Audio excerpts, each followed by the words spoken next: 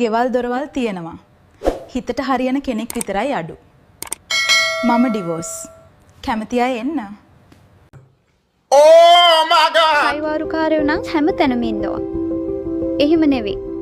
ඇත්තම වැඩකාරයෝ විතරක් මැසේජ් එකක් දාන්න. වැඩවලින් දක්ෂ පිරිමි ඉන්නවා නම් විතරක්. පළවෙනි කමෙන්ට් එක පොඩ්ඩක් බලන්න. බොරුවට මට මැසේජ් දාලා අහන්න එපා. Okay. වීඩියෝ කෝල් ගමුද? අරහෙ යන්ද මෙහෙ යන්ද කියලා. මම වීඩියෝ කෝල් එකක් හරි හම්බ වෙන්න හරියන්නේ මට විශ්වාසවන්ත කෙනෙක් එක්ක විතරයි.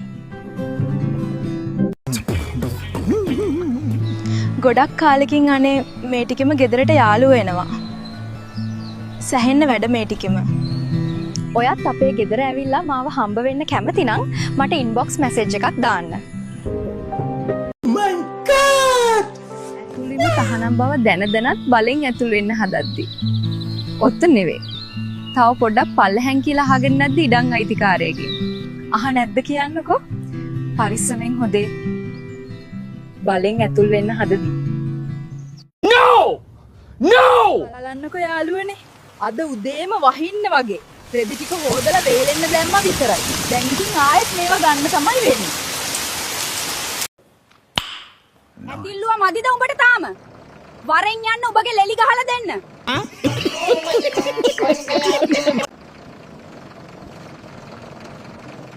කෝ පුදුම මෝල් කාරයෙක් නේ. ඒ පාර මේ ගෑණිගේ උකුලේ. යමන් මාත් එක්ක ඔබගේ ওই මෝල කොටලා දෙන්න.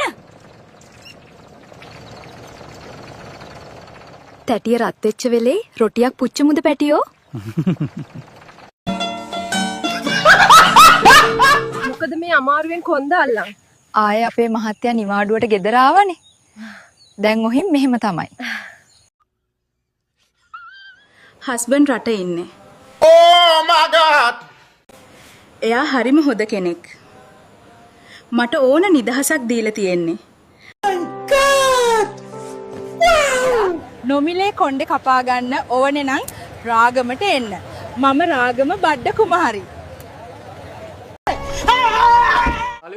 උඹේ මේ ගොළු කෙල්ල මේක එක්ක පැනලා ගියා කියලා ගිය සුමානේ දාපු පැමිණිල්ල එයි දැන් අයින් කරගන්නේ. සර් ඉස්සර මේකේ ගොළුයි. මූව බැදපු දාට පව්වද ඉඳන් මේකට හොඳට කතා කරන්න පුළුවන් දා.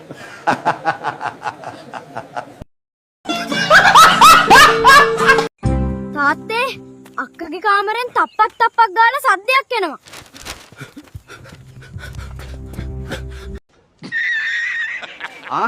එන්න නෝනා මගෙනුත් පලා ගන්න එන්න. මොකද්ද වල්නාකේ උඹ කිව්වේ? ඇයි මොකද්ද නංගිය උනේ? බලන්නකෝ අයියේ මූ ඉඳන් කියනවා මගෙන් පලා ගන්න එන්නලු. මම නොදකින්. වයසකද මුගේ වැඩ? පිස්සුද ගොන් ගෑණියේ? මං කිව්වේ මේ කොළ ගන්න එන්න කියලා. මචං මං ඔයාලට පොඩි දෙයක් කියන්න හිටියේ. මොකද්ද? රැට නෝනත් එක්ක හුරතල් වෙනකොට ජනේලෙන් කාතට යන්න ඊයේ රැහත් මං දැක්කා.